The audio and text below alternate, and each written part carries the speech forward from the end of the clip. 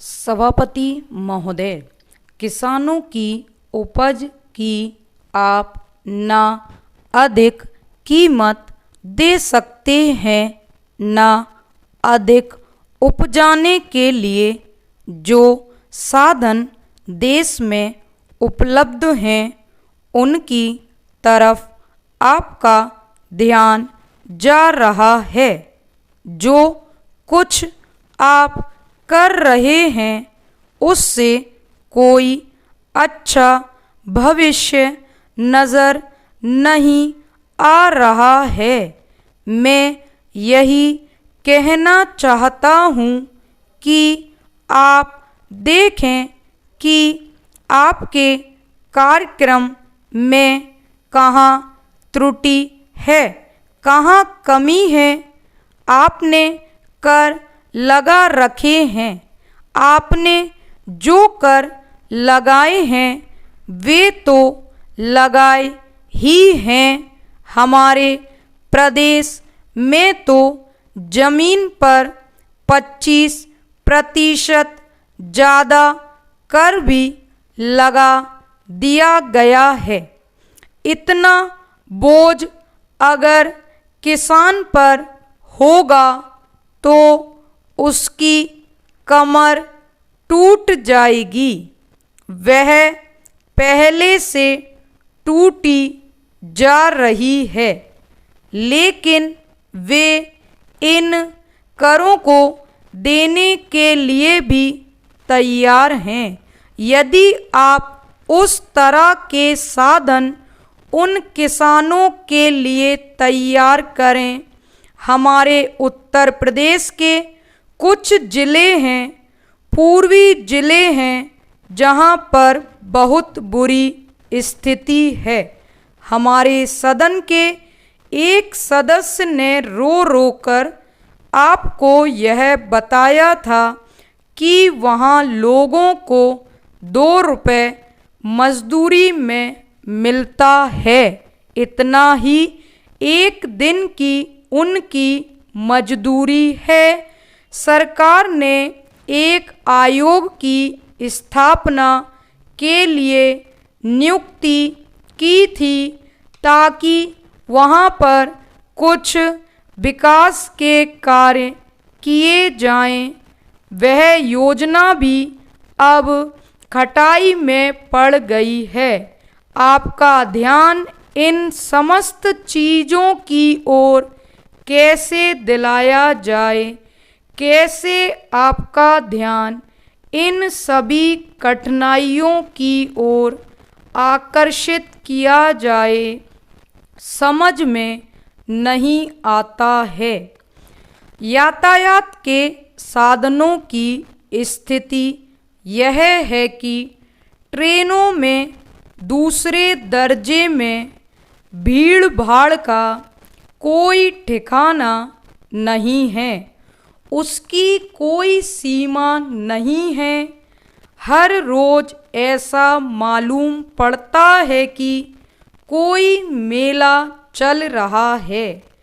आपके पास अच्छे इंजन हैं, अच्छे गति वाले इंजन हैं, लाइन भी अच्छी है, तो क्यों नहीं दूसरे दर्जे के अधिक डिब्बे लगाए जाते हैं, लोगों को कुछ सुविधा मिल जाए। वह काम नहीं किया जा रहा है। आपको किसान की देहात में रहने वाले आदमी की, मजदूर की परवाह नहीं है, जो समस्त कठिनाइयों को झेलता है। आपके सारे कार्यक्रम को पूरा करने की उसमें कहाँ से शक्ति आएगी, कैसे वे अधिक अन्न उपजा कर आपको दे सकेंगे। आप इन सब पर सोच विचार करें। आपने बड़े बड़े फार्म बना दिए हैं, क्या उन्हें आपके फार्म से कोई लाभ मिल रहा है? सभापति महोदय, सरकार ने कई कृषि फार्म खोले हैं। क्या ये फार्म घाटे में नहीं चल रहे हैं? अगर सारे खर्च जोड़ दिए जाएं, बड़े बड़े अधिकारियों के वेतन जोड़ दिए जाएं, तो पता चलेगा कि ये सारे कृषि फार्म घाटे में चल रहे हैं। क्या इसी तरह से आप सारे किसानों को घाटे पर खेती करने के लिए मजबूर करेंगे? जिस क्षेत्र से मैं आता हूँ वहाँ एक पुल बना है। मैंने 10 वर्ष तक अपनी विधानसभा में इस पुल के लिए कोशिश की है। जिस दिन से मैं यहाँ आया हूँ बराबर उसकी चर्चा करता आ रहा हूँ, बराबर कोशिश कर रहा हूँ। मैं कहता हूँ कि गंगा पर वह पुल बने। उस पुल को बनाने का आश्वासन भी मिला था। एक प्रश्न के लिखित उत्तर में यह जवाब दिया गया था। यह कहा गया था कि इसको हाथ में लिया जाएगा।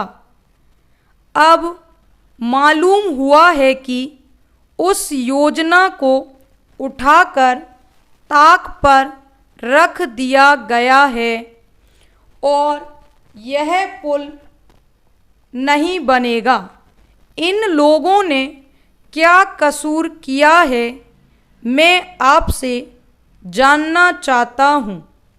हमारे क्षेत्र के लोगों ने पाकिस्तान की लड़ाई में सरकार को हर तरह का सहयोग दिया था, हर तरह की सहायता दी थी।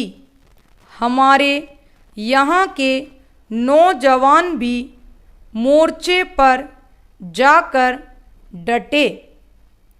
अन्न की कमी भी हमारे विरोधी साथी पैदा करते हैं, जो यह चाहते हैं कि सरकार असफल हो जाए।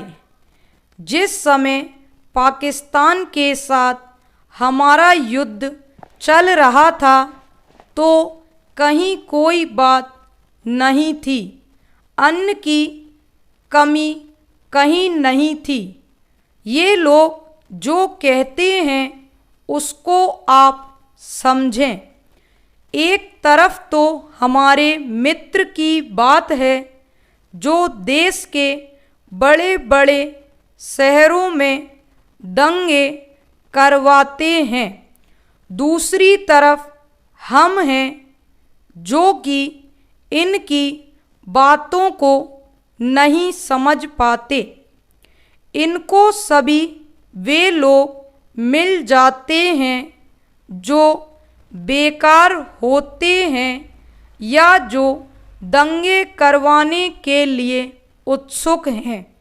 इसलिए सरकार का इन सारी चीज़ों की तरफ ध्यान जाना चाहिए और उसको सोचना चाहिए कि क्या तरीका इन सब से बचने का हो सकता है।